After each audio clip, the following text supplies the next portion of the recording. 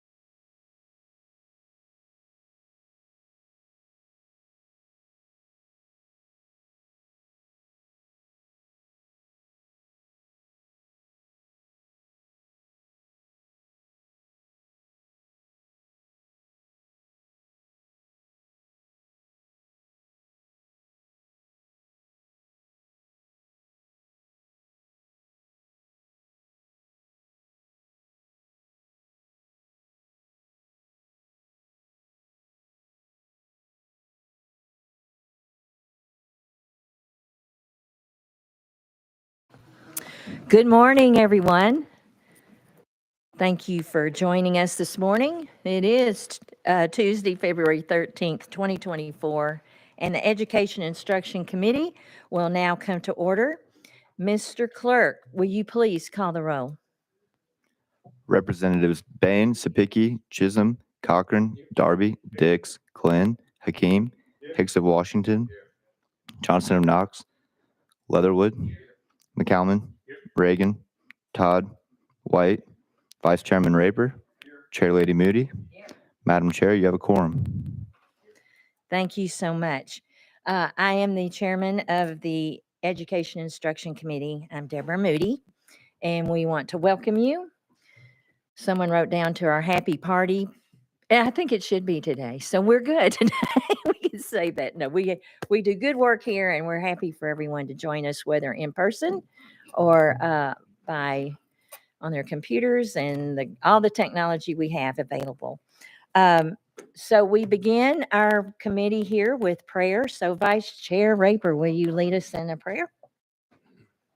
Yes, ma'am. Thank you, Madam Chair, and it's a sure privilege. May we bow in prayer, please.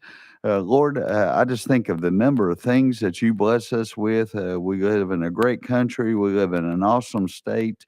We have great leadership in the state of Tennessee.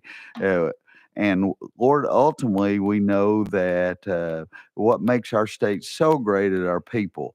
And we know that's because of you and your direction. And Lord, we just thank you so much for all that. Lord, we thank you for your son and his sacrifice and his grace and his mercy and his goodness and his kindness. We ask all in Jesus' name. Amen. And now it's our tradition to pledge allegiance. So if you will stand and join.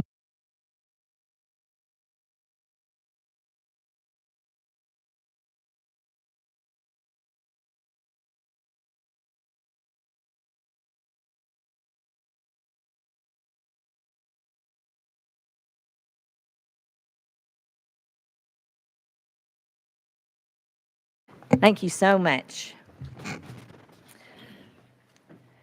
Members of the committee, before we get going, do any of you have any comments or welcoming or announcements?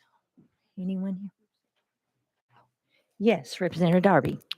Thank you, Ms. Chair Lady. I'd like to give a warm welcome to Miss Norma and Carlton Gerald there from Henry County. She's one of the best superintendents in the state, and for her husband to be one of the best Uber drivers to get her up here today. Thank y'all for being here.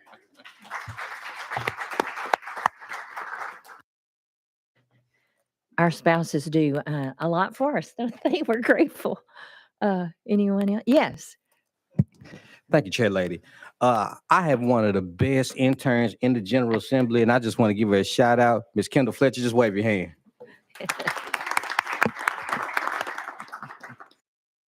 Another example of who we cannot do without. So thank you for being here. Anyone else on the committee? Well, I see I had time and got here in time to go to the breakfast. I see some of the CTE folks. Will you wave at us? And thank you all for being here, and thank you for breakfast. Anyone else? All right, seeing none, we will get on with the items on our agenda. So first up, we have HJR 0391, and this has been requested to be rolled a week. So rolled 1 week. And next on our list is Chairman Leader Hicks. We have a motion and a second. I'll let you get settled there for a minute. I understand there's an amendment. You have a motion and second. Can you read the code for me? Thank The you, Chair. drafting code, please. Sure. Thank you, Chair Lady. 013398, I believe, is the amendment number. That's what we have. Okay. Thank you. Mhm. And you do have a motion and a second to attach it. All in favor of attaching that to the bill, please say aye. Aye. Any opposed? All right. The ayes have it. So now you can continue. Sorry for that. Thank you, Madam Chair.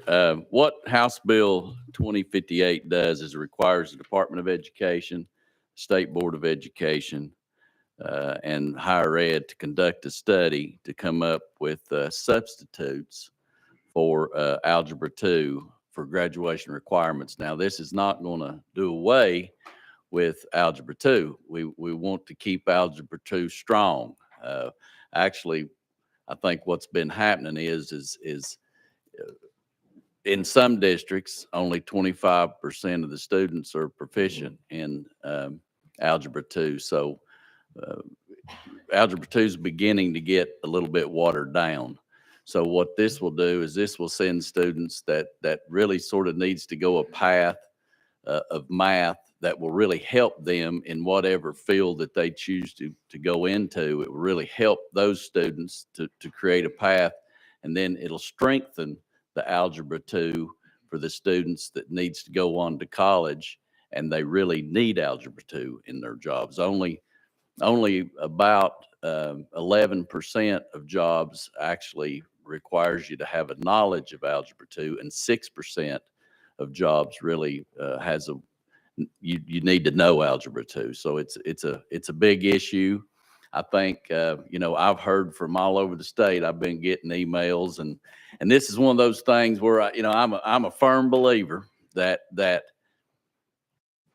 everything comes to a time where it needs to be changed. Everything in life happens that way. And I believe it is truly time for this to be thought out, worked on, changed. I appreciate the departments working with me on this because it's beginning to be a big issue when a state's trying to spend the money on CT and vocational programs, work-based learning, and other alternatives.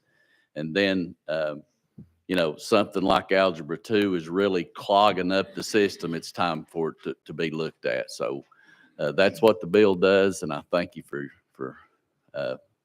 voting in the confirmative on it. Thank you, Representative, for that explanation.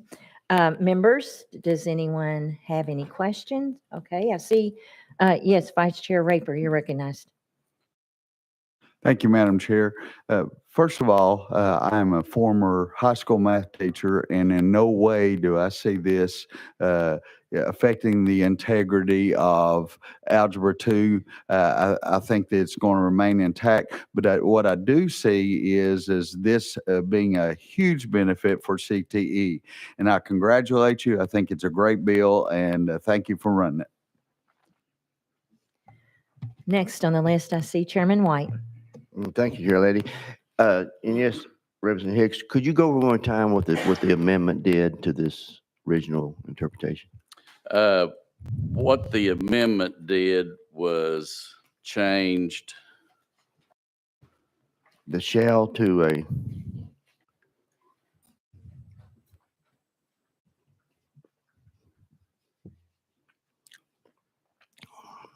I do support the bill. I just was wanting to make sure what the amendment did.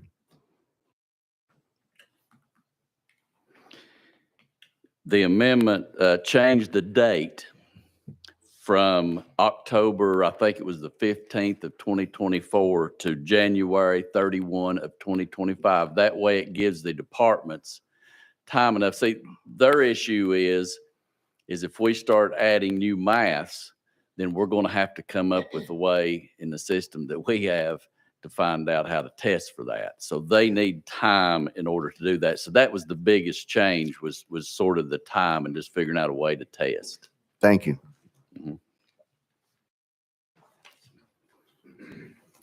I don't see any other hands. All right. Question's been called, so let's proceed. All those in favor of moving House Bill 2058 as amended to calendar and rules, please say aye. Aye. Any opposed? The ayes have it. Thank you, Do Chair go on Lady. to Thank calendar you, and committee. rules. Thank you for the bill. All right, now, members, we have on our agenda the presentation on chronic absenteeism with the Department of Education. So if you and the others that are coming with you will, I'm going to go out of session. And as you know, make sure your microphones are on. All right. And introduce yourselves for us, please. Certainly. Well, thank you, Chair Lady Moody and members of the committee. My name is Jack Powers. I'm the Assistant Commissioner of Policy and Legislative Affairs at the Tennessee Department of Education. Joining me on my left is Christy Brown. She's our Chief Academic Officer. She's also a former school superintendent and is, I'm sure, more than equipped to answer specific questions on this topic if you all have them. But we are here today at the request of the Chair Lady to discuss a very important topic of truancy and chronic absenteeism in Tennessee's K-12 public schools. So in our presentation, we'll talk about the differences between chronic absenteeism and truancy. We'll talk about how these two things are used and measured in Tennessee for accountability purposes. We'll also show some chronic absenteeism data. And then finally, we'll spend just a little time discussing some of the things that can be done at the state level and at the district level to help improve absenteeism rates in Tennessee's public schools. And so real quick, I just want to hit on why this matters. At a really high level, simply, students need to be in school to avoid the negative impacts to their academic outcomes. If a student does not attend school, it does not matter how strong the academic programming in that school is. It does not matter how good the teacher is that they're in front of every day. They will simply suffer. And specifically, research shows us that high rates of absenteeism in early grades can impact math and ELA achievement. And then in later grades, missing school frequently can affect a student's likelihood of dropping out. And so you noticed in my introduction, I used two terms. I used the term truancy and I used the term chronic absenteeism. And that's because in Tennessee, like in many states, these terms have two specific meanings. So truancy refers to only missing school due to unexcused absences, while chronic absenteeism refers to students who miss more than 10% of the school day for any reason. So that could be an excused or unexcused absence. And I'll go into a lot more detail about both of these terms in just a moment. It's important to realize that the root causes of student absenteeism are varied. They can really span the gamut from lack of transportation, student health issues, and even willful absenteeism. And so with that being said, as we think about solutions to these problems, we have to consider the fact that those solutions also have to be family focused and they have to be tailored to local contexts. Before moving on, I want to highlight a very important fact in this conversation, and that's that there's a lot of local flexibility in defining unexcused absences. While state law and state board policy specify certain events that must be counted as excused, so for example, if a student has a parent that's being deployed or returning from active military service, school districts and public charter schools are given very broad authority in state law to set their own policies to determine additional requirements for what constitutes an excused versus unexcused absence. So for example, some districts may permit a parent note due to illness to constitute an excused absence, while other districts might require that that note actually comes from a doctor and is certified by the doctor's office. It's left to local discretion. Schools also have discretion on whether school-sponsored extracurricular activities like sporting events constitute an excused versus unexcused absence. And so ultimately, this flexibility and variability means that truancy rates among LEAs are not easily or directly comparable. As again, truancy means unexcused absences, and the definition of what constitutes that varies among school districts. So I will take just a moment to dive in specifically to the definition of truancy and talk about how we look at truancy at the local and state level. So although state law gives districts flexibility in determining what constitutes an unexcused absence, our state law does require LEAs to adopt what's called a progressive truancy intervention plan. These plans implement tiers of intervention or describe how school districts will implement tiers of intervention for students who violate compulsory attendance laws. And just quickly, our compulsory attendance laws at a high level say that any students from the age of 6 to 17 need to attend school, whether that be public school, private school, or homeschool, with a few narrow exceptions like early graduation or achieving a high school equivalency degree. At a really high level, the purpose of these progressive truancy intervention plans is to address attendance issues at school before they get involved in the courts. So to intervene in a student and to intervene with that family to try and get that student back to school before it becomes an attendance issue that would involve the juvenile justice system. And so quickly, here's the general overview of what a progressive truancy intervention plan has to include.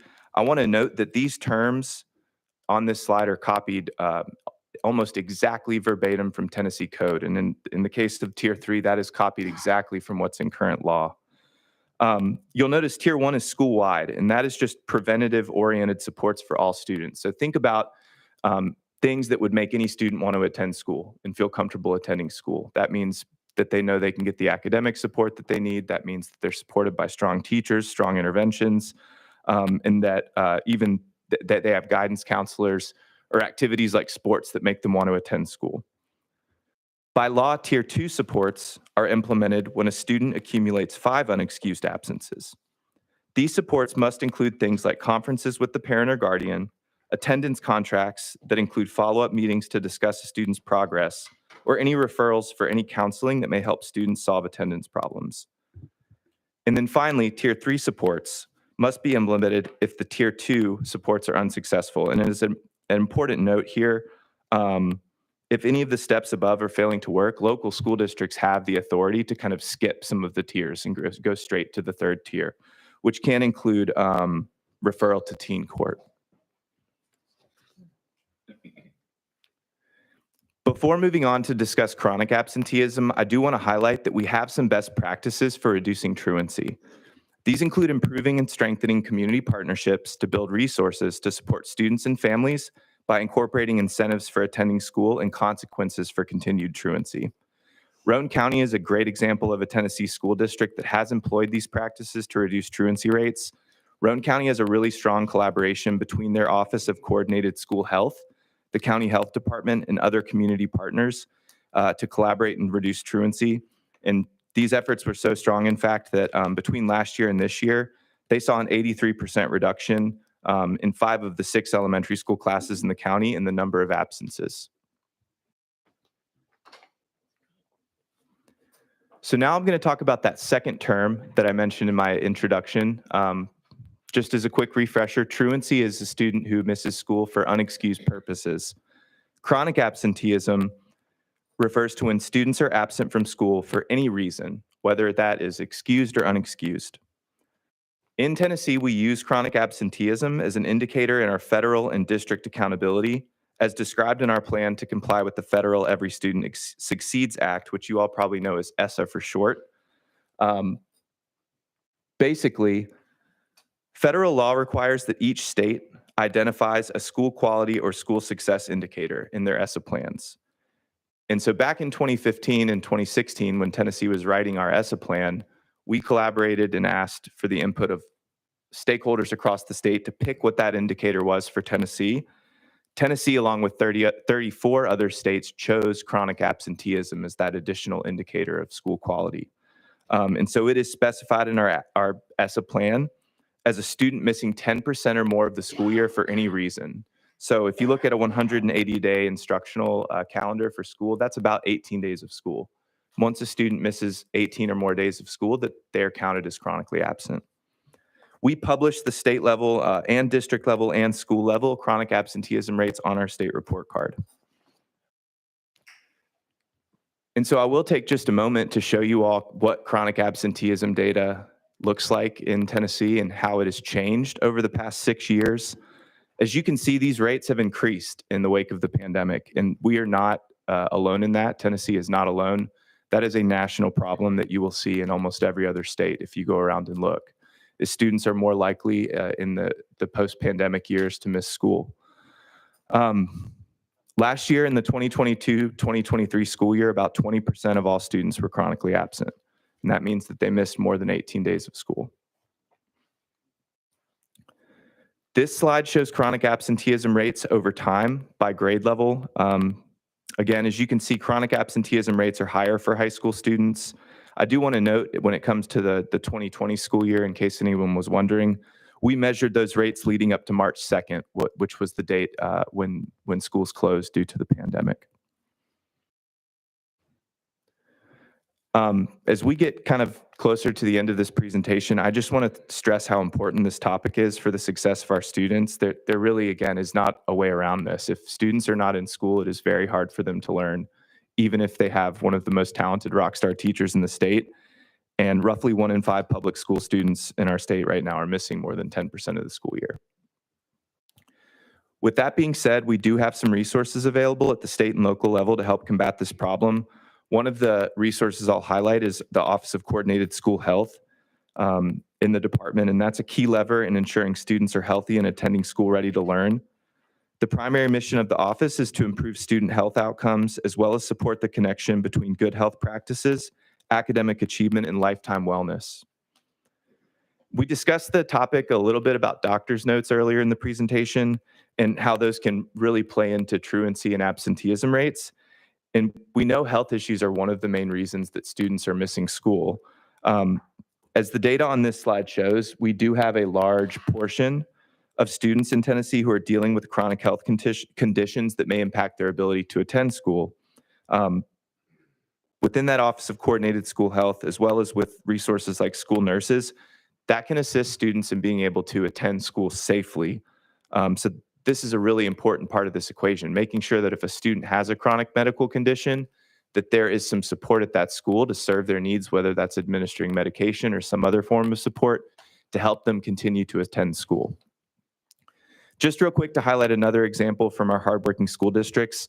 This year, Lake County schools strengthened their school nursing program and outreach to students, which resulted in a 47% improvement in their chronic absenteeism rates compared to the prior school year.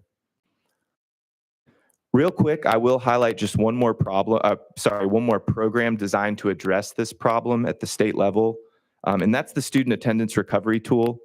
That's the result of a $3 million fiscal year 24 budget appropriation in non-recurring ESSER funds that was earmarked by the General Assembly for the department to contract the establishment of a student attendance recovery program. We issued an RFP for this work, and we selected Graduation Alliance to provide these supports. Basically, the way Graduation Alliance works is that districts opt in to participate in this program because they have issues with chronic absenteeism. And then students receive outreach and academic coaching support, students who are identified as chronically absent, to help them feel like they can return to school on a regular basis. These are students who are enrolled in school but are just not coming for one reason or another. And a lot of those reasons can be academic, as we said before. As of February 7th, we had 36 participating school districts. 2,700 families have responded and requested to keep receiving this outreach, which is a really encouraging number. That means that's 2,700 families across those 36 school districts whose students were chronically absent, and they've raised their hands and said that, yes, we would like to receive some of this academic support to try and alleviate this issue. This program has been successful in reuniting 135 disengaged students. Those are, again, these are not students whose parents took them out of school or unenrolled them for other purposes. These are students that just were not attending school. And so we do have some examples of some state level solutions and some district level solutions, like the progressive truancy intervention plans that can help support this issue of absenteeism, but it certainly is still an issue across our state. That concludes my presentation. I'd be happy to take any questions that the committee members may have. Thank you so much. That was good. And members, our research analyst has this report, and we'll be happy to send it out to you by email. It's already sent quickly. Good job. Thank you. So let me check our list. All right, Representative Glenn, you're up. Thank you, Madam Chair Lady. And that was my very first question. Can we get a copy? So thank you on that. Thank you all for being here. That's a great briefing you just gave there. I have two questions. Is there a distinction between rural communities and urban communities on absentee and truancy? That's a really good question, Representative. The data we pulled, we just pulled for the state level, but I don't see any reason why we couldn't kind of look at that through the rural versus urban lens. We'd be happy to look at that and get back to you. Yes. Okay, thank you so much. And the reason I asked that question is because in the beginning, you mentioned that each LEA has their own way of tracking it. And I was just wondering, why is there not a standard across the board where everyone tracks it the same way or work to fix it the same way? So if you could elaborate on that, then that would be great. Certainly, I'd be happy to. And that's a really good observation, just that there is a lot of local flexibility. again, there are some examples of what has to constitute an excused absence, but because of the flexibility afforded in law, you see different implementations of what constitutes an excused absence. And I don't know how easy it would be to get more specific on saying, a doctor's excuse means X, Y, or Z, but we do know that that's implemented quite differently across the state. That's why we have the chronic absenteeism indicator, because it's agnostic as to whether or not the student misses school. It just considers whether they were in school or not, based on the fact that we know it is very damaging to their academic outcomes if they're not in school. All right, Vice Chairman Rayburn. Thank you, Madam Chair, and thank you, Mr. Jack, for coming, both of you, in fact. A couple of questions, and they're similar in nature. I don't know if you have any research or graphs or anything that correlate the chronic absenteeism with high school dropout rate. And then, in addition to that, if we have chronic absenteeism correlated with academic achievement, both of those, if we have those, link me up, or if you would give me that information, please. And thank you, Madam Chair. Yes, sir. I'd be happy to. And that introductory slide was a summary of what research suggests is the impact. So we'll send you some studies that kind of explore that topic. Thank you. Just send it to all of us. All right, Chairman Sapicki. So, Ms. Brown, you're here. And so you were a superintendent, is that correct? That's right. Yes, sir. For what district? Jackson County. Jackson County. And so as a superintendent, you saw this presentation from Mr. Powers about the Department of Education and how chronic absenteeism dings or affects the report card at your district when you were there. That's right. One of the reasons why, members, that we wanted to have this meeting is because we understand that chronic absentee is a problem in Tennessee and is being addressed at multiple levels. However, districts are being penalized by the state for chronic absenteeism when it comes to the report card. Districts are doing everything they can to find these students, to get these students back into the classrooms, to look at the data that we were given on all the different programs that are available to the districts to help find these kids and do intervention to get them back into the classroom.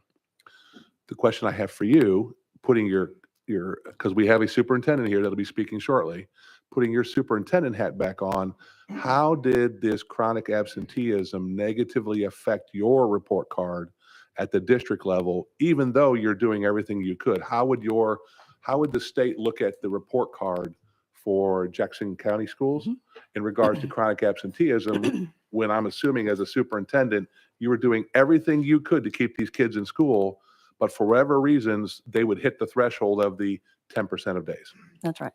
So at Jackson County School is a rural school district. We had about 1,400 students or so. And so we know those families and do, like you said, do all the things that we can. But as far as it goes to the accountability and report card, it was in the federal accountability measures. It counts for 10% of that. And then your subgroups for certain groups of students are also weighted in that accountability measures also. And so with it having chronic health problems, things like that, it's kind of out of our parents' control, students' control in the schools. It does penalize as a 10% amount that's put toward that. You can have on the targeted school list and those interventions, and it comes with extra planning and extra describing how we're addressing that in our school plans. And again, just being called out for that in kind of ranking order, if you will, with other school districts. And again, it's just, I think, a local context as well, like with their access to the way that they do healthcare or go to doctor's appointments or have chronic absences due to health things. We did have students, like you said, were Jack said, was that they were just willfully absent sometimes. I believe the last year that I was there, that I believe the high school was around 25 or 26% of chronic absenteeism. Some of that was health reasons, some of it may not have been, but we did all we could, knocking on doors, making those phone calls, personal connections, intervening. CSH, Coordinated School Health, was a big help with that, with community resources to families, overcoming some barriers that they may have. But again, it did penalize any school district that's if it's have a high chronic absenteeism rate and their federal accountability and the way that that's calculated.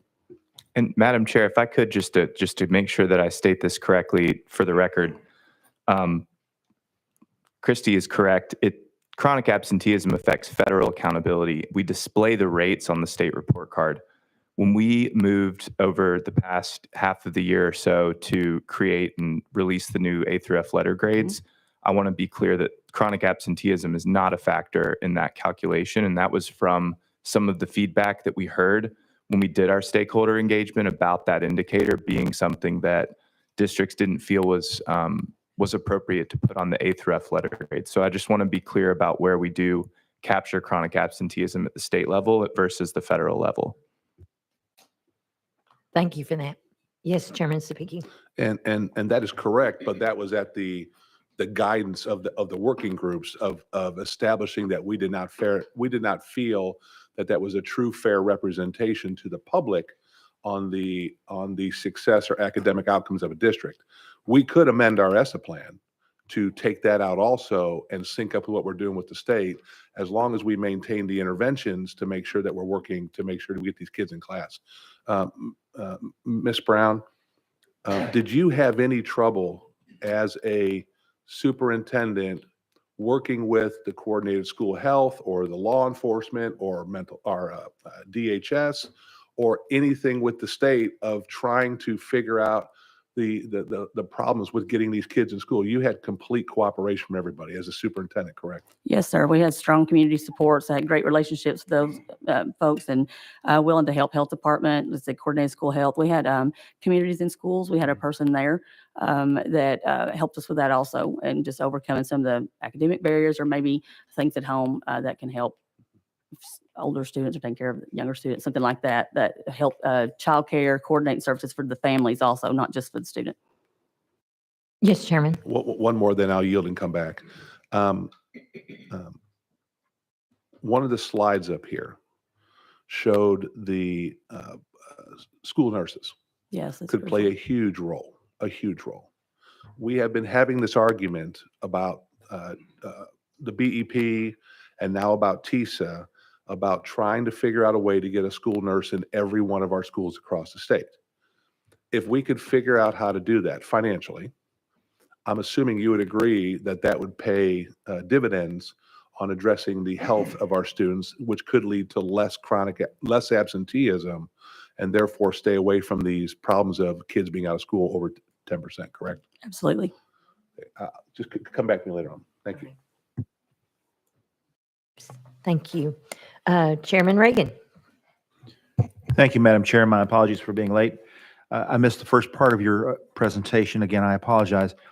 But to Representative Glenn's question there, urban versus rural, I have some other questions on demographics.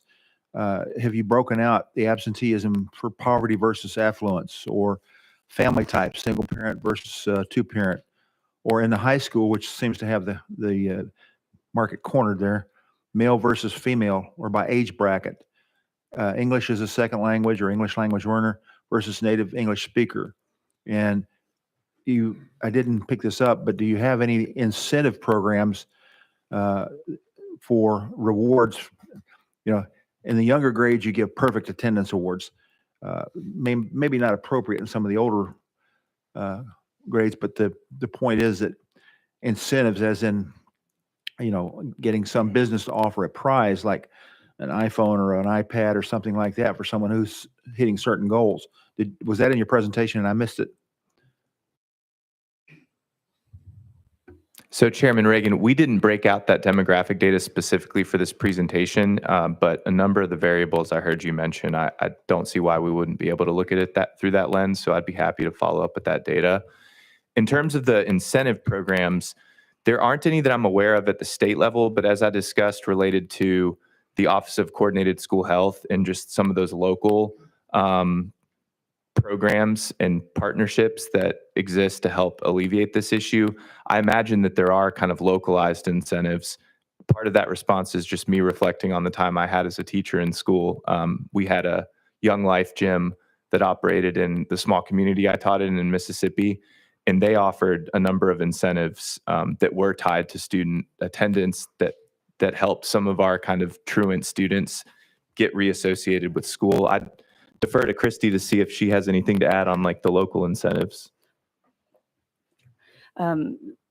Like you said, in the lower grades, some of those recognition things, just certificates and awards day type things. And people may be surprised at how responsive that older students are to that as well as some kind of recognition. But we locally partner with some local restaurants and businesses that would, they would bring their report card or progress report or pull it up on their iPhones or whatever, and share that with them. And they would sometimes do, desserts and things like that to incentivize. We partner with some local businesses, and of course, again, doing the recognized things in the school day too. At the end of the year, we also tracked it, and of course, not by student names or really demographics, but had some kind of internal competition things among grade levels, things like that try to incentivize and motivate students or groups of students to do that and do some fun activities, things like that, maybe toward the end of the school year. That's done in schools commonly too.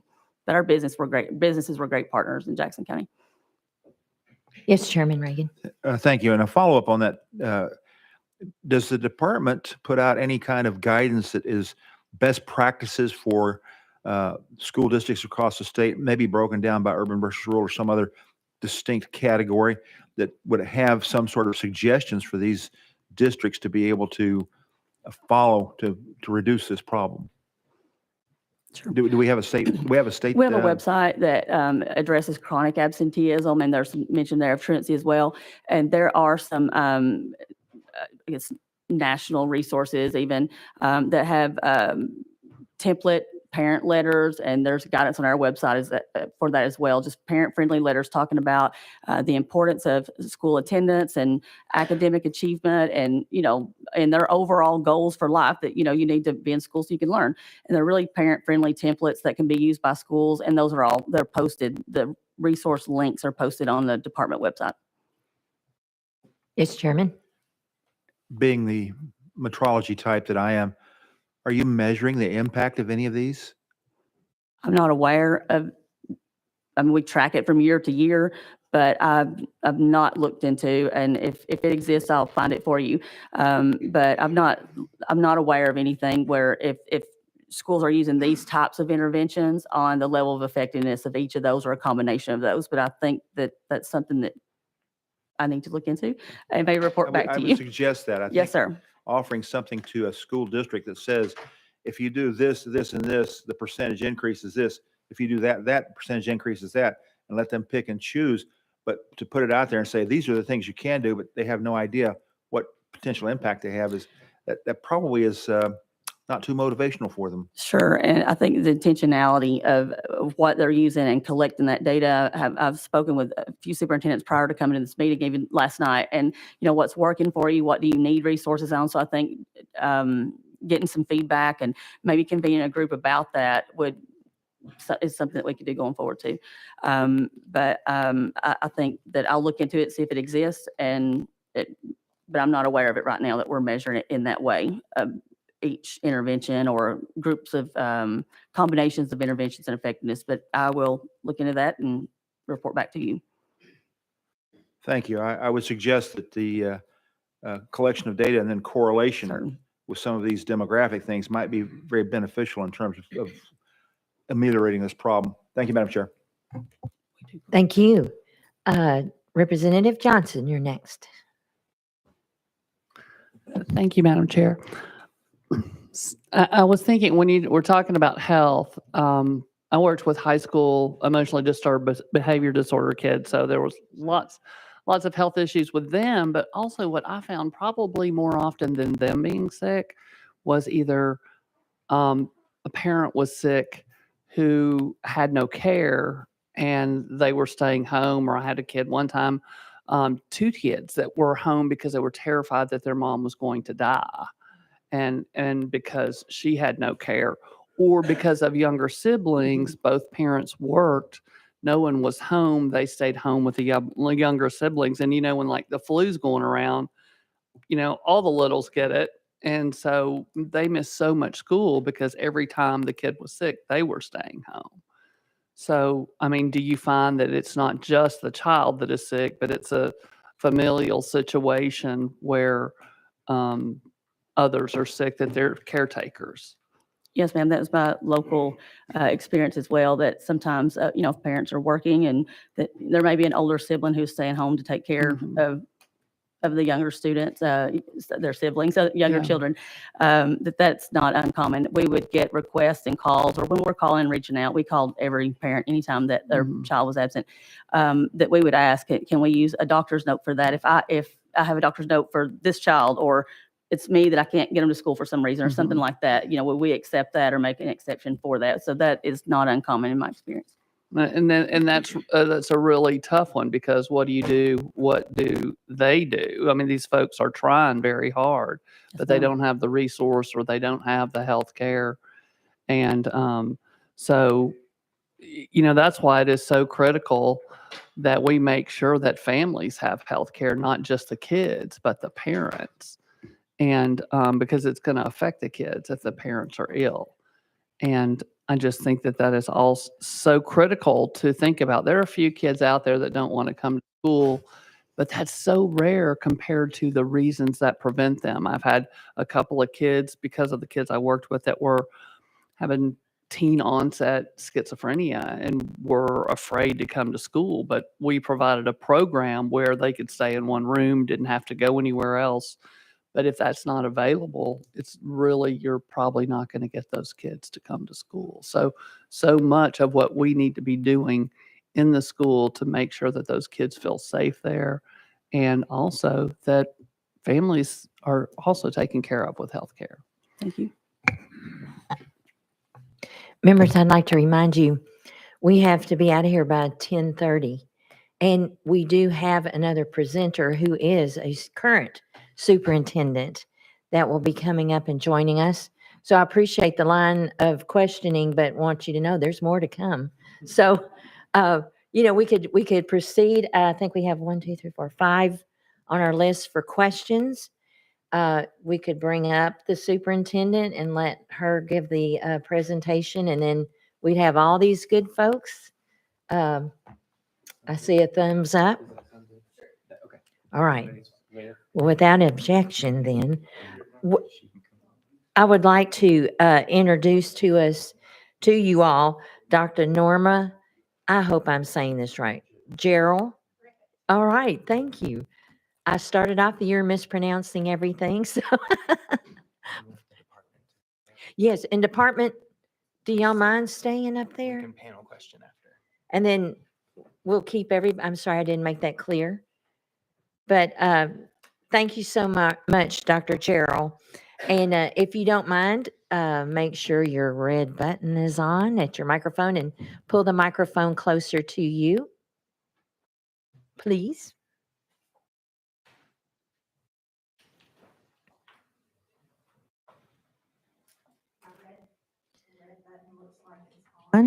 There we Yes, go. there it is. And Um, please introduce yourself and for the record. Right. I'm Dr. Norma Gerald. I'm Superintendent of Schools in Paris Special School District in Paris, Tennessee, Henry County. This is my 36th year in education, and I've sat in every seat, including higher education and State Department. God bless you. So I bring a wide variety of experience to you, and all of that has been done in the state of Tennessee. So I want to start by telling you that I'm going to be using the Office of Research and Education Accountability from March of 21 that the Comptroller's Department did specifically for the General Assembly. So that's something that if you don't have that's something I would encourage you to get access to. It is an excellent research-based piece. And so I'll use a lot from that today. Non-academic measures.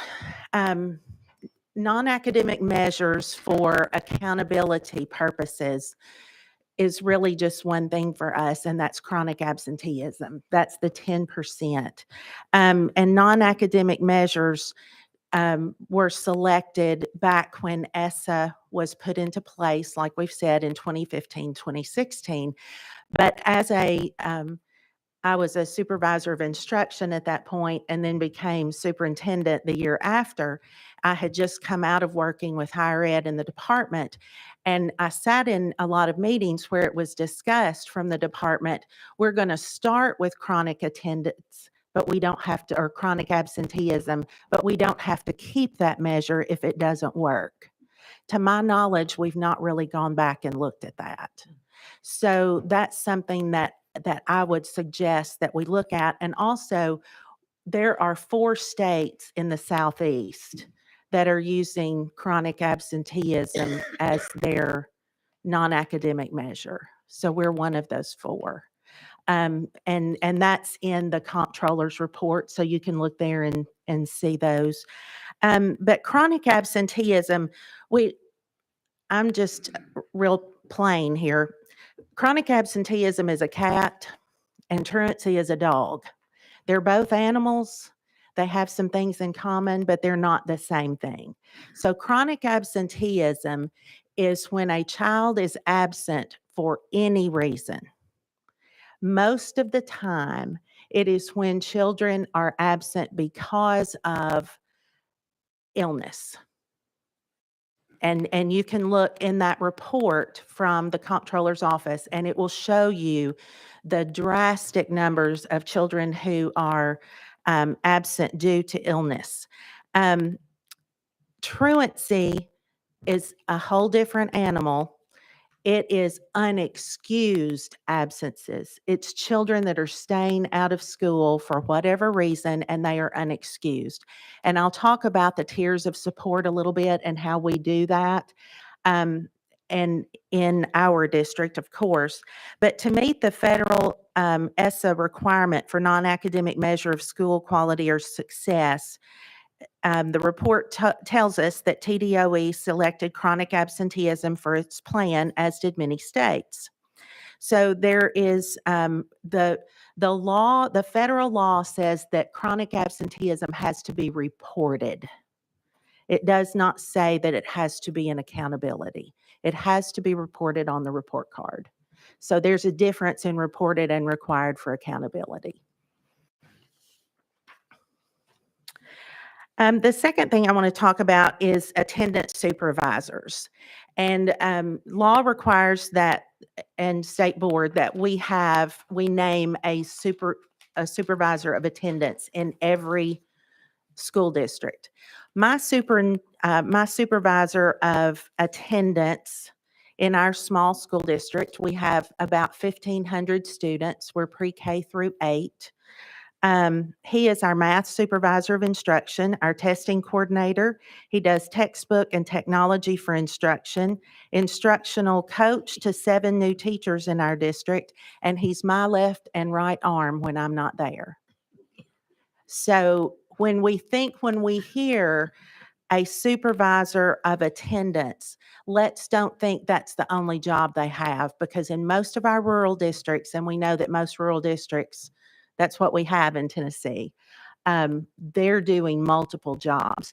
But in this report, 60% of our attendance supervisors reported attendance taking up half or more of their time. Now, if my attendance supervisor has to spend half or more of his time tracking down students who aren't at school, not necessarily for truancy, but for chronic attendance, then those teachers that he could be working with, that math instruction that he could be supporting, is going undone. So I'm not saying let's get rid of attendance supervisors, but we do it's not that we won't do the things that we're doing now, but there will be a lot of relief by not having this as part of our accountability model. ESSA requires us to support, I shared that with you, and Tennessee chose to use that along with 35 other states, and I believe we've heard that already today. ESSA does not provide a standard definition of chronic absenteeism, allowing states to set their own parameters for measures. That's directly from the comptroller's report. So it could be that 80 absences, I mean, you wouldn't want it that high, but 10% is kind of the norm that has been set by a group called Attendance Works. It's a national consortium, and we utilize their research and their work. They provide a lot of great information for school districts across the nation. So that's something that we all utilize. But the Office of Civil Rights says 15 absences or less. So there are varied definitions of chronic absenteeism. Tennessee just chose to go with that more normative one from Attendance Work. Economically disadvantaged are the highest percent of chronically absent students in Tennessee. That is reported in the comptroller's report. That is also the case in my school district, economically disadvantaged students. And OCR reports that schools with the higher poverty rates have higher chronic absenteeism. That goes along, as Representative Johnson talked about earlier, with students and healthcare, or students and having to stay home with parents that are ill, younger siblings, things of that nature. We are seeing a real push toward working with, I sometimes call it ministering to, because I feel like I'm a shepherd. And these are my people. This is my community. Making sure that we're keeping track of those economically disadvantaged students. They're not a number. They are a face and a name. We put a name and a face to that data, and we know who those children are, making sure that we're providing tutoring and things of that nature. You've been so gracious to give us those funds, and we're using that in a way that is trying to help with absenteeism as well. I want to share with you our current numbers. Grade levels in Paris Special School District, we struggle the most with our K-2 students. I know the high school was reported for the others, but in our particular area, in 21-22, our district had a total of 14.1% students who were chronically absent out of 1,600. In K-2, that number was 15.3%. So 15.3% of my K-2 students missed 18 or more days of school. Those children are all in the same building in my district. So when a kindergarten class gets the flu, when a child on the bus gets the flu and they bring it to school with them, we're going to knock kids out for 3 to 5 days.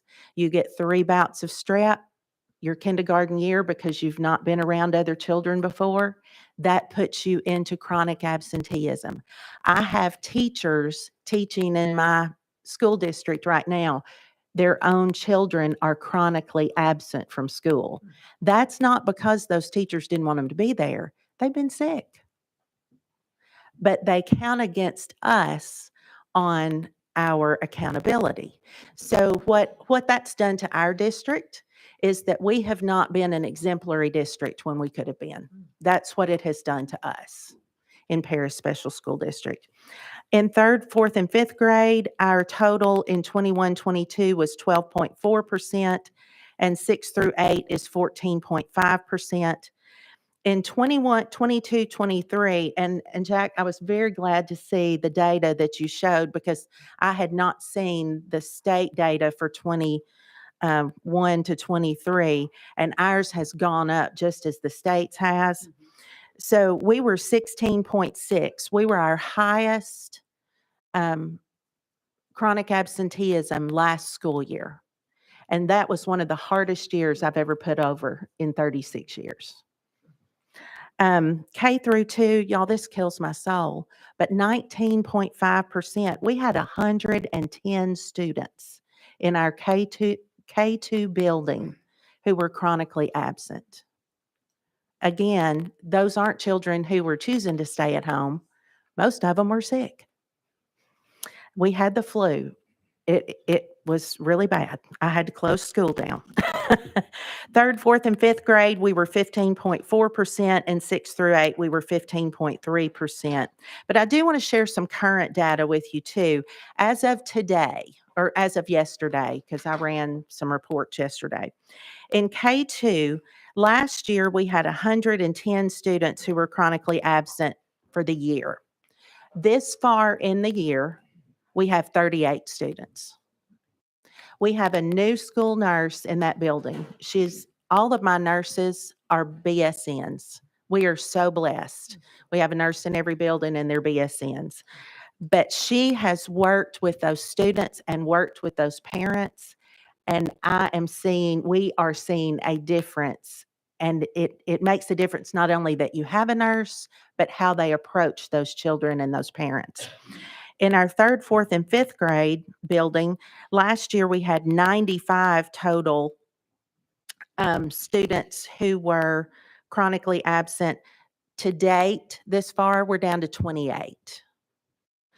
And 6-8, we had 90 last year, and so far this year, we're down to 28.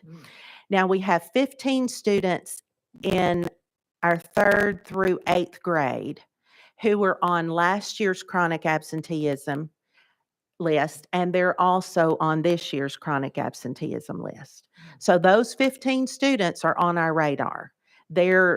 And one of them, I can tell you, I've been working with a parent just the past 2 weeks. Her little girl has severe migraines that are triggers for seizures. They have an appointment in Alabama, in Birmingham this summer with a specialist. They'll get there in June. They've been going to doctors all along. So far, she's missed 24 days of school.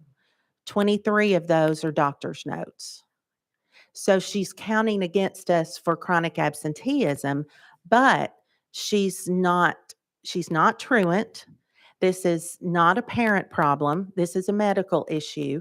This child was in danger of being held back in third grade because of the attendance law. She came to summer school. All was well. She's in fourth grade now. She is doing great. I checked all of her data. She is slightly above average, even though she's missing these days, because it's not a thing of people don't want to be there, or I don't want to make up the work, or I don't want to do. They have an illness. I did a little correlation on third grade retention in our district with chronic attendance, and I found no correlation whatsoever.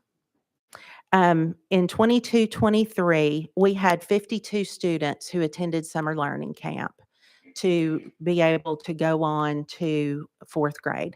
All of them went on to fourth grade. We have 8 students in fourth grade right now that we're watching. 8 of those 52 students were chronically absent. This year, we have 132 on watch. Now, the reason that is that we give the second grade test so that we have a predictor and we can start to look at those students the minute they walk in the door of third grade or even before. We have 2 chronically absent students out of that 132 on watch. So there are children, these, like I said, I have teachers, I have gifted students who are chronically absent, and they're not low performing. Now, truancy, I want to talk a little bit about the truancy, the progressive truancy intervention plan, just very briefly. In Tier 1, that's everybody. In our district, and I can speak for most of the Northwest districts at least, if you have 3 unexcused days, you're going to get a letter from the school. We're going to start right off the bat. At Tier 2, with 5 unexcused days, you're going to have a phone call and or a face-to-face meeting with the principal. We call every absent student in our district every day. Every day. If they've got the flu and they're at home, we say, I hope you feel better. The secretaries and the guidance counselors call those children every day. Tier 3, if there are 8 unexcused, parents have a meeting with the attendance team at the school. If the parents miss that meeting, then we have a home visit. Because we're about to go to court, it's going to cost them $50 minimum to go. This family's going to be put in a bind. We want to make sure that they know what's coming. So then at Tier 4, when it's 10 unexcused days, that's when we go to juvenile court. We are very fortunate in Henry County. Judge Vicki Snyder is our juvenile judge, and we work extremely well with her. Our goal is to put services in the home rather than to punish parents if at all possible. So there's a lot in this report from the comptroller's office about judges and what they have said about truancy. Truancy is not nearly as big a problem for us as is chronic absenteeism.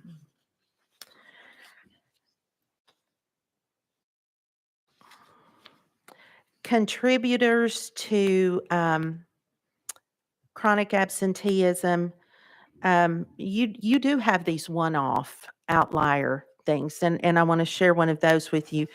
A student missed 80 days in kindergarten. All doctor's notes, 80 days. We retained that child. 60 days the next year in kindergarten.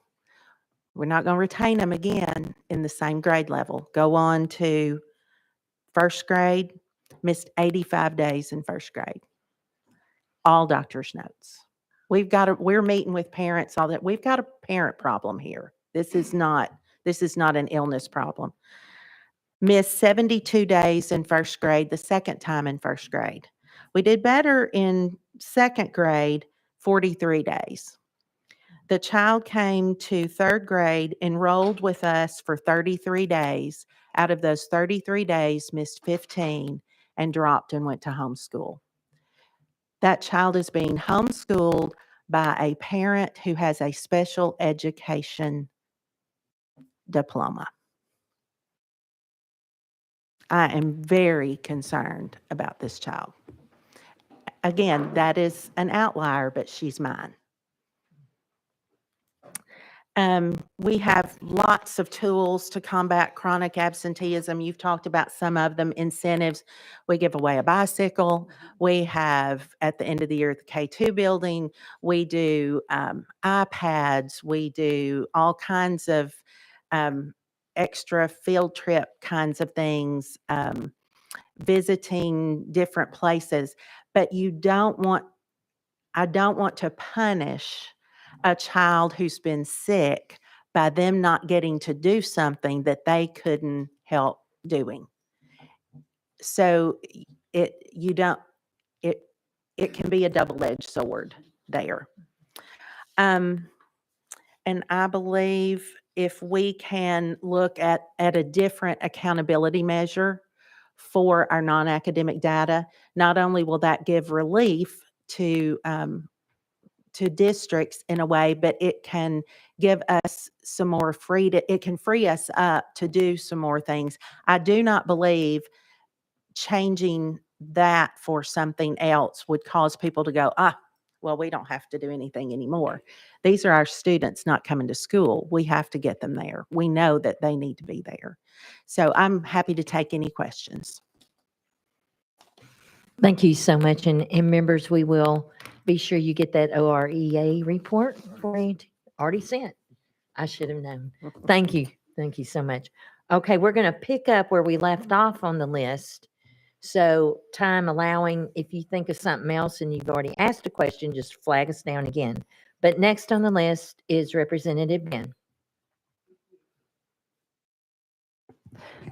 Thank you, Madam Chair Lady. Question for the Department of Education. So what is the pilot program called around the family coaching? Graduation Alliance. Graduation Alliance. Okay. And so the program was funded via a $3 million line item in the budget. And I'm curious about, if you do find it successful, what is the opportunity to expand it across the state? And are you asking for more money for the program?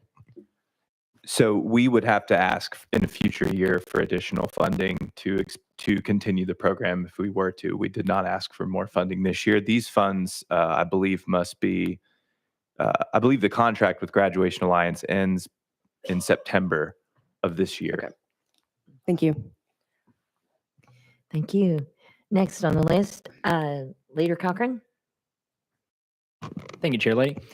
So I may have a couple questions for both, and I'll be quick. So this isn't my first experience with just the issue of measuring chronic absenteeism. The 3 tiers that you just referenced, we redid those, I think, maybe 2 years ago, and I carried that because I had I had supervisors coming to me, attendance supervisors from Athens City, McMinn County, Etowah City, and they basically called me and they said, we've got to, it's just cumbersome, right? And so we tried to make that better, but it's still, I mean, it's the same message, I think, is continuing, that this is not doing perhaps what we intended it to do.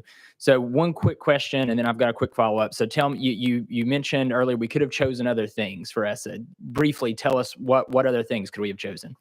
So that's a great question, Leader Cochran. I went back and read our ESSA plan, and there is a little bit of kind of explication in there about some of the other things that the group kind of considered.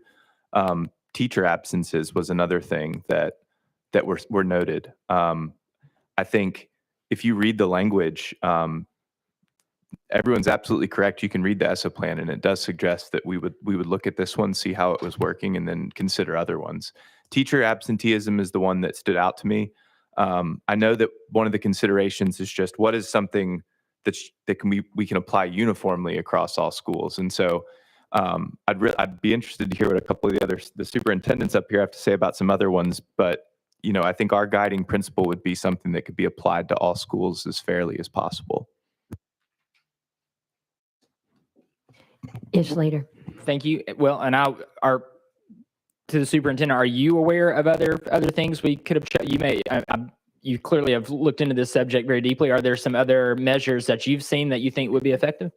I have tried to look up a few of the other states that are in the Southeast that are not using this, and I could not find on their report card, but I just did it this morning, so I'm not sure what they're using, but I think there are plenty of things out there.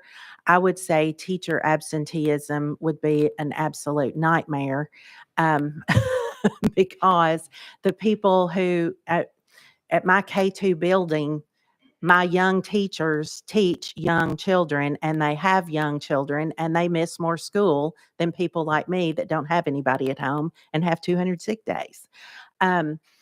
Non-academic data is what we're after.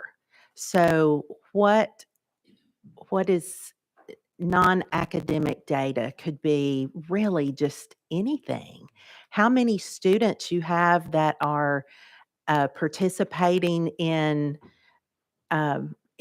some extracurricular. I mean, everybody has something. How many students are participating in family engagement nights? How many parents are coming to school for parent-teacher conference?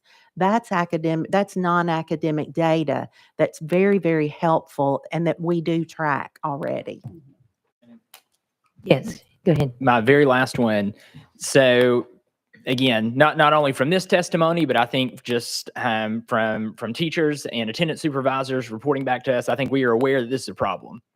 This is not doing what we wanted it to do. This is not as effective as maybe we initially wanted it to be. So my question to the department, does the State Department of Education acknowledge that? And are you open to looking at other possibilities other than chronic absenteeism?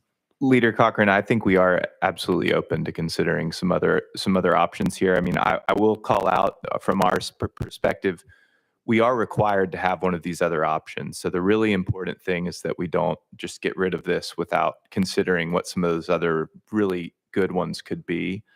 I just keep going back to the fact that with this particular one and the question of whether it's been successful, I think we've heard some really good testimony on how it's been really challenging. But I just want to reiterate, the intent was because we know that it is better if our kids are in school as much as they can be to get really good instruction. But again, I will acknowledge there are obviously some considerations when looking at how this is applied, especially considering illnesses. Okay, thank you. Thank you. Representative Hakeem. Thank you, Madam Chair. And I truly want to thank you for our guest today. We often say, rightfully, when we're talking about service members, that we thank you for your service.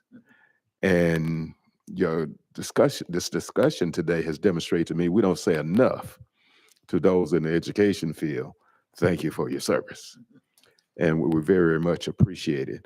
Representative Johnson broached the subject dealing with health, chronic absences, and so forth. To just be brief, first of all, both of you, former and present administrator, what you described to me, I think were somewhat wraparound services, whether it was more community-based or whatever, but it seems to have made a difference. And do you see something like that that could be useful, whether it's rural or urban areas? And first of all, if you respond to that. Absolutely. Through our family resource centers, the funding that's provided for those and how they can work with families to make sure that they have what they need. Another thing that we need to consider is social workers, more social workers in schools, because social workers are so different from counselors. Social workers connect families with resources, and counselors help children learn who they are and how to be in the world. So having more social workers at our discretion would be very helpful. But to look at what coordinated school health does, and my coordinated school health supervisor is also my transportation supervisor and my safety supervisor. So when it snowed this morning or last night in Paris, and he's in Franklin and I'm in Nashville, I had to call the police chief to decide what to do with school. And he was very helpful. But yes, we have to use all community resources and we have to work together to do that. And I believe we have things there. It's the collaboration that it takes to work together. Okay. And just one other comment, Madam Chair. Your presence says I don't have a problem with professionals, okay? But we need to hear more from people at ground level, dealing with it day to day. It was some eye-opening things that was shared with me today. And I greatly appreciate it. And thank you again, Madam Chair. Thank you. Chairman White. Thank you, Chair Lady. I think I got my answer, but let me just ask it direct, because this is the question we're being asked. Should we or should we not hold districts accountable on the report card for those students who have chronic absenteeism due to prolonged health issues? And if we do not, then how are we guarantee that we're protected against those numbers being flowed over into truancy, which we do want to hold accountable? Is that a fair question? It is. Truancy is about unexcused absences. So they're not going to come with a doctor's note. They don't have a parent note. There's nothing they can provide to us. They're just not coming to school. And then when you look at chronic absenteeism, that can be anything. It's excused absences, it's unexcused absences, it's parent notes, it's doctor's notes. It's even school trips. I mean, those are excused absences, but that could put a child over into chronic absenteeism if they had too many excused absences. Yes. So the answer that we're being asked, by leadership and districts all, would I hear you saying that the district should not be held accountable or dinged on the report card because of chronic illnesses due to prolonged illnesses? Is that fair? Correct. Correct. Thank you. Thank you. Chairman Sapiki. Thank you very much. Thanks for coming today because this really clarified what the issue is here. I think the problem we have is we're measuring something that's beyond our control, right? I think we need to shift, in my opinion, we need to shift the measuring device to the proactive measures the districts are taking to address the problem and have accountability there of, like you said, you intervened and you lowered the number of chronic absenteeism, right? You lowered maybe truancy, and maybe we shift our ESSA and our evaluation to, we know we're going to have this problem, but the way we're going to score the districts is how they have intervention policies in place year over year, tracking the ups and downs of how they're able to mitigate the problem, and maybe cycle also with engagement with the parents in attendance in your parent-teacher organizations, which is a thing we can measure positively of how we're addressing this instead of penalizing them for the negativity of something that is beyond your control. Because I'm fairly positive that everybody sitting here is not telling the kids to stay home, right? We're trying to engage them to come in. I think that's the shift we may need to make, is how looking at those positive things you're doing at the district level, including the parent-teacher organization attendance, and use that as our measure to the federal government saying, hey, yes, we have this problem, but look at how we're intervening in these students' lives. Comment? I really like that, looking at the positive part, because there is so much positive. And it is, you look at that circle of control versus what's outside of your control. Measure us on what we're doing, what we can control to do, but don't measure us on what we can't control, which is children being ill. Yes. And the reason why I bring that up is, I can't remember who made the comment about, we want to be cautious about saying, well, don't worry about it, it'll just take care of itself. Mhm. If we transition it to monitoring how you are succeeding in lowering these numbers and addressing it, you still have the incentive at the local level to address this issue in your school systems to help these kids get in school. Because I'm sure you all could give me oceans of data that a student that's in school is going to perform one that's not, right? Right. Thank you. Thank you. I guess I had one thought, suggestion maybe for other districts. I know that my home district with the nurses, we are blessed to be close enough to Memphis that we have a working relationship with Le Bonheur Children's Hospital nurses. And that has made a huge difference.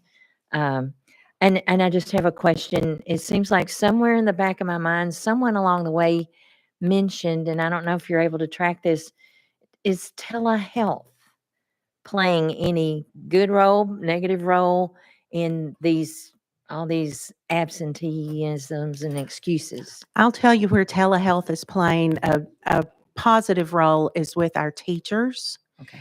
because if they need a telehealth visit, we provide them time during the school day. And even if it's with their own children, we will provide them coverage for their classes so they don't have to miss work to go to the doctor. So telehealth, especially those who have our state insurance, we do provide that time for them so that they're not having to miss a day of school and having to miss being with their students. In a waiting room, right? No offense. Thank you for that. Yes, I see Reagan first. Thank you. Thank you. I just want to emphasize something again, the importance of measuring these things, because if you can't measure it, you can't manage it. And if you can't manage it, you can't improve it. So I want to stress the idea that we keep measuring these things, whether we're measuring positive or negative. I think measuring positive is better, but still we have to have active measures. And to the department, I would strongly encourage the department to use the best practices rubric here to say, well, this works well in this rural district, so it's in West Tennessee. Why don't we try this in a rural district in East Tennessee or Middle Tennessee? And to my colleague's point earlier about urban districts, that which works well in a rural district may go the other way in an urban one. So we need to have the department track that again with measures so that recommendations, when they're put out there, for example, a urban district like here in Nashville or Chattanooga or wherever has an entirely different category of problems, but we still need to be measuring them. So I would encourage you to do that. Thank you, Madam Chair. Thank you. And Chairman Sapicki? Yeah, just quickly, on teachers missing the classroom, if we had a program or a policy statewide that could help with childcare costs, would that help keep teachers in the classroom? We offer a daycare for our employees in our school district, which does help very much. But when that child is ill, someone still has to stay at home with that child. I do believe we have been able to retain. That's been one of the best retention pieces that we have ever done in our district. And our bus drivers can use it, our cafeteria employees, we even offer it to grandparents if we have room, if you're employed in our district. It has been a great retention policy, not just for teachers, but for all of our folks who have 18-month-olds to 5-year-olds. So yes, I believe that could be beneficial. Thank you. Well, members, y'all did really good with your questions and keeping us in our time frame, but there's just no way we can thank you enough for bringing all this information and expertise, and we look forward to keeping in contact with you and bringing you back for a really good improvement report on changes made and the efforts you make. As was said by Representative Hakeem, we do thank you. It's so important what you do, and we're grateful to have had you today. And thank you for your travel time and safe travels back home. And we will adjourn until next week. Thank you. We're back in.